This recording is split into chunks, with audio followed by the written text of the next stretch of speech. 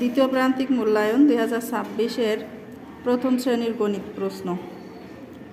1 নম্বরে আছে কথায় লিখো, 2 নম্বরে আছে অঙ্কে লিখো, 3 নম্বরে খালি ঘরে সংখ্যা লিখতে হবে, 28 আছে মাঝখানে ফাঁকা, পরে 30 মাঝখানে সংখ্যা লিখতে হবে। এখানে লিখতে হবে প্রথম গেটটা, কোনো জায়গায় শেষেরটা, কোনো জায়গায় প্রথমটা, পাশাপাশি যোগ করে উপরের ঘরে লিখতে হবে।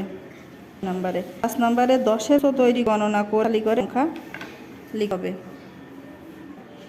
6 নম্বরে বিয়োগ, 7 নম্বরে সংখ্যা লেখাও, নম্বরে অঙ্ক 10 আকৃতি দাগ মিন কোন রীতি বলাই।